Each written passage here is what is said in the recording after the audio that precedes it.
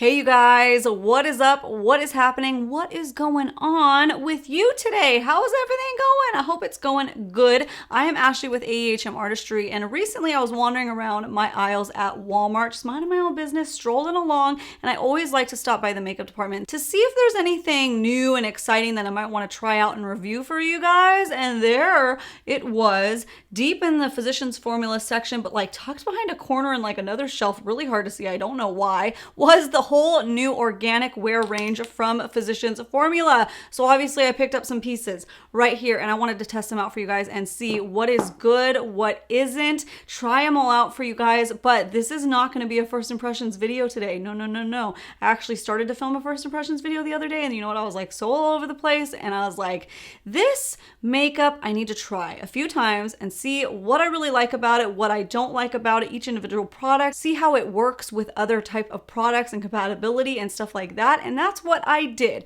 And I even filmed some of those days for you guys to see the differences of the different wears and stuff like that that you can make. And I actually think I figured out the best way that works, at least for my skin, and the best situation. So if that all sounds good and dandy to you guys, if you want to see all that, then you're in the right place. All you really need to do now is, and if you don't know, I'm going to tell you right now, sit back, hang tight, and keep on watching. Boop.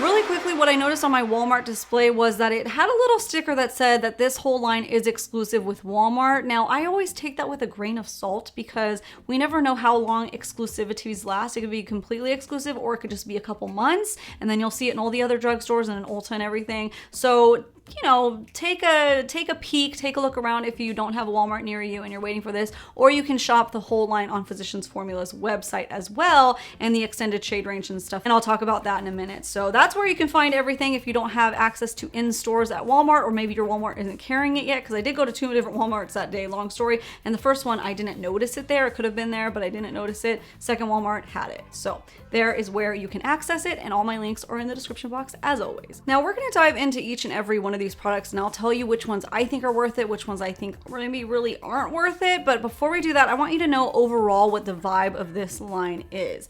Organic wear line, very much like your skin but better, natural skin, dewy skin, very much in that realm. So the way I've used it and the way I've come with it, I don't think is necessarily the best for oily skin. I am a dry skin gal, so I do want to put that out there right now, but there are ways you can definitely mattify it that I just chose not to do. So that overall is the vibe. If you like to be a full glam, all or nothing type of person when you apply your makeup, then this line isn't really giving you that. As you can tell, I'm wearing the full line right now. It's not giving me full coverage. It's not full glam or anything. It's very much just my skin but better, and I can run out the door, do errands and things like that. That is the vibe that I'm getting. Now, I, for one, personally am more of a full glam gal. That's just what I like to do. I'm all or nothing, but there are some days here and there that I want to wear just a little bit of something, and this was quick and easy to do that. I mean, this is like a 10 minute face tops probably, and it's like super easy to apply really quickly. So I want you guys to know that this isn't my full glam face or anything. Obviously, I'm showing you what you would get, but I will show you the coverage that you can get with this with my before and after videos, and then like my first impressions videos and stuff, and the things that went wrong and everything. So just know that going into this review that this isn't for your full face flawless, unless you already naturally have like no pigmentation or discoloration or texture, then this will probably be a flawless face for you really easily. But if you have any kind of discoloration or anything you want to cover up, this is very light. But there might be some pieces in here that you might want to incorporate into your full glam routine if you're a full glam gal or guy like me. So just take that into consideration, and we will talk now about each individual product. But do not worry, it's not just going to be me talking about it. I'm actually show you video of me applying it. Some days that it went wrong, some days that it went really well. For the most part, it's me applying it how I did today. So first off, let's start with the Organic Wear Mineral Primer. Now, spoiler alert, I actually already returned this primer because I hated it so much. It was supposed to be a hydrating primer, and it just felt terrible going on my skin. It had like a drag to it that was so uncomfortable that I didn't like, and it just didn't feel like it hydrated. It had a little bit of a stick to it, so that was nice. So if you are more normal to oily, you actually might like that primer because it had a little bit of a tack. My pores looked fine, everything looked fine. It just didn't feel like it was hydrating like it claimed. And that's what I'm all about when I test out products is it what it claims to be or is it not? How does it actually look when applied and all that? So that's what we're talking about here. Now, when I paired that primer with their foundation that we're talking about next here, their Organic Wear Silk Foundation Elixir. It has jojoba oils. It has oils in it. So if you are not into putting oils on your skin like coconut oil, aloe vera, jojoba oil, all of that, then this foundation you might want to pass on. But a couple things I need to say about this. First of all, when I paired it with that primer, I was shocked because this is supposed to be a silky, dewy type of finish, and it was pretty matte, and I was so confused, and it seemed to have emphasized my texture a little bit, which sometimes dewy foundations can, but it wasn't even dewy at first. It was very matte and it was very odd. After wearing it for about an hour or two, especially with the other products that I'll show you, it definitely started getting a little bit dewy. So that was more like, okay, this is what they're talking about. This makes more sense. I don't know what happened there for a minute. It could have also been because the first time I used it, I actually tried pairing it with my Covergirl concealer because I just like a little more coverage. That's me. So I tried covering up the discoloration first, putting it on, and then doing my under eyes a little tiny bit and a couple other places. That concealer, even though it's not dry normally, for some reason I think it just didn't mix well with the foundation or maybe the primer, whatever it is, didn't do that well. So it is a little bit finicky in that regard of what you use it with, and that's why I wanted to test it longer so I could test it with other things. So what I ended up doing today, what I found works best for me and my dry skin and this foundation, since this foundation is very oil-based, which it's pretty hard to come by these days, but if you do like an oil-based foundation that is on the lighter side, this is your boo because they're pretty hard to find. So I decided to pair it with an oil-based primer, actually a straight up oil. It's not even a primer. It's a baking oil from Makeup Revolution because I went through all of my primers and I could not find any that were oil-based because again, it's pretty rare. People usually like to stay away from oils on their skin, especially if you're acneic skin. And even though I get breakouts and stuff, right now it's more hormonal since I am going through pregnancy. I do love this baking oil. It's never broken me out before and it paired really, really nicely with this foundation together. Again, I want to mention the primer situation because an oil-based foundation with a water-based primer is bad news bears. Silicone, it didn't work so well. I used the Covergirl hydrating primer with it the second time I did it and it just wasn't great. It wasn't like full matte, it wasn't full dew, it was just kind of odd. It kind of started like looking like they weren't meshing well together, which kind of makes sense because oil-based makeup can be kind of finicky with what you pair it with, obviously, and it just didn't last very long. So started separating, started getting weird. So when I tried this pairing, it was the best bet for me. I think either going with either an oil-based primer or a facial oil before doing your foundation will be your best bet, or maybe no primer at all. I haven't tried that yet, but you could try it that way, especially if you're oily skin and you want to make this work. Maybe go with no primer, or maybe go with their original mineral primer because it did seem to mattify a little bit and they still stuck together nice. I didn't have any problem with it looking weird.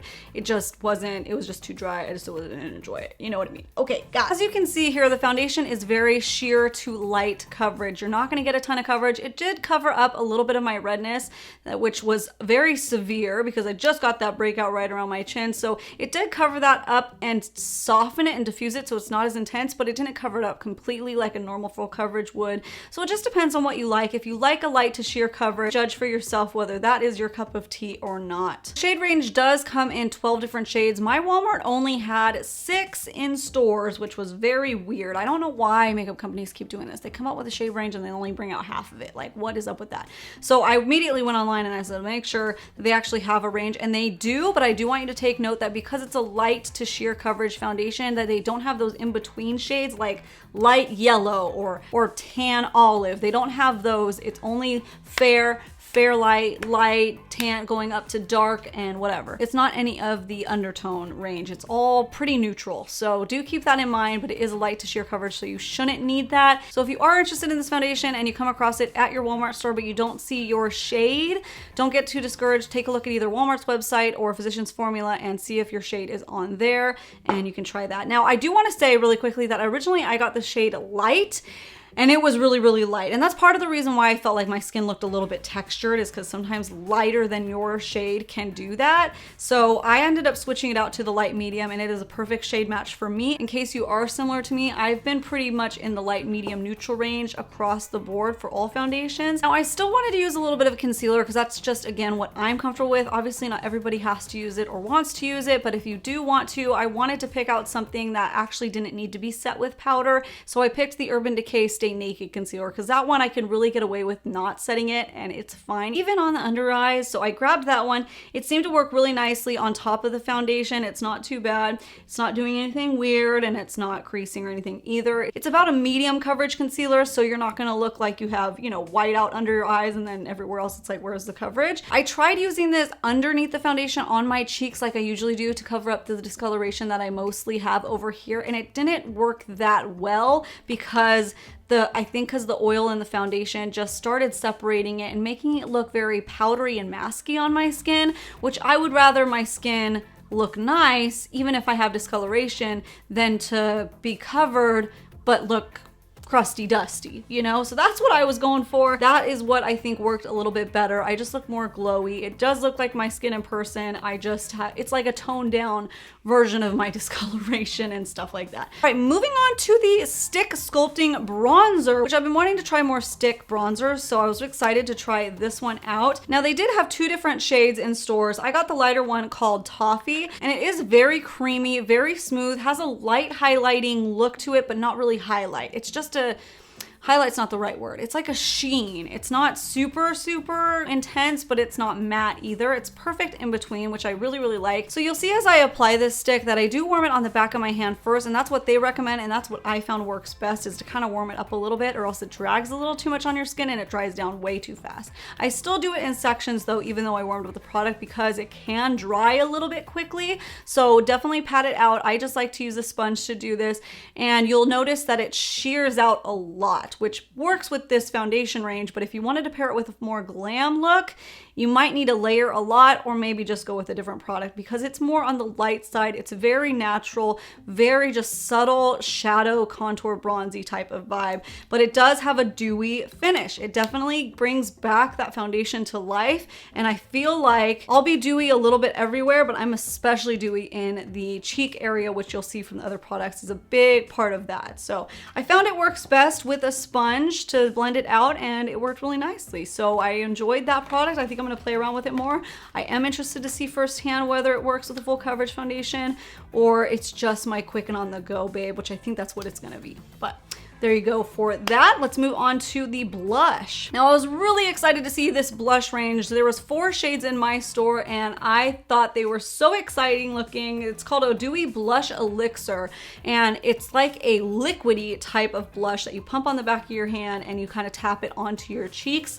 So cute. I got the shade Pink Berry, and then the other shade that they had was a peach, and then there was 2 deeper ones that they kind of looked a little too bronzy blushy for my opinion, but some people might like that and jive with it. So as you can see, the color looks so beautiful swatched, but I feel like it kind of ends there. It adds this glossiness to your skin that if you like that glass skin dewy look, then you will love that vibe. But I just feel like the pigment was lacking. Even when I layer it, right when it goes on, it looks just perfect. But as you guys can see, it's been about an hour that it's been on, and I'm like, where's the blush? Where is it? It's not there anymore. So I personally feel like this was one of the most disappointing products in the line. I feel like you could pass on this because the pigment, it's just not there. It's not lasting. If you like that glassy skin look though, and you don't mind a little stick, because my skin is still sticky on my cheeks, everywhere else it's like, okay, it's not as bad, but the cheeks especially are sticky,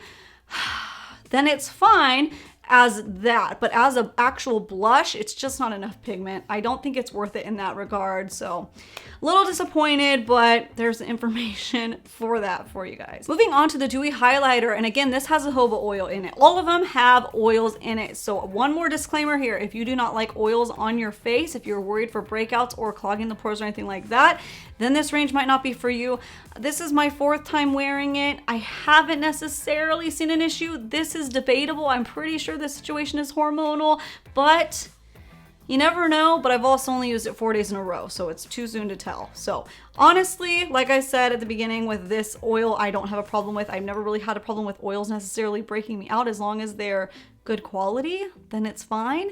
But anyways, moving back to the Dewy Highlighter Stick, there was 2 shades in this one as well. And I picked up the lighter one called Dew Frost. And I was actually surprised the first time I used this because I was able to swipe it right onto my skin over foundation, which I have never been able to find a highlighter stick that I can do that without disturbing and messing up and making it all gross, the foundation or bronzer or whatever underneath. This one actually worked really well. I did find it worked best when you warm it up on your hand before, because it's just a very solid stick. So warming it up on your hand before worked really nicely, and then swiping it on and tapping it with my finger. I tried tapping it out with a sponge.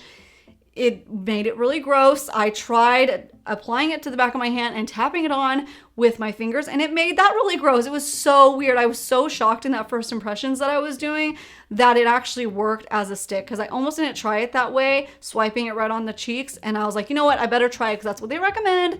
And then I was so happy that I did. So overall, I think it's a really beautiful lit from within glow. It helps that dewy factor. If you love that glassy skin and you're trying to decide between like the blush and the highlighter, I honestly just say you might as well go with the highlighter because it's less sticky, but it still has that glow. So, you know, there you go. Let's talk about brows. Let's talk about brows, baby. Let's talk about you and me. So they had 2 shades. No, they had a lot of shades. I'm lying. They had about 6, I think, 6 shades of the brow shaping gel with jojoba oil again. This is a little itty bitty tiny brush. It looks like a complete dupe for the Tarte Busy Gal Brow Gel. And this brow gel was interesting the first time I used it. I thought I actually really liked it. And then as I was applying it, I was noticing these little balls that would show up. It's like flakes, I guess, but like round and spherical. And I didn't enjoy that. It looked really weird. It looked okay when I just used it and just brushed it right in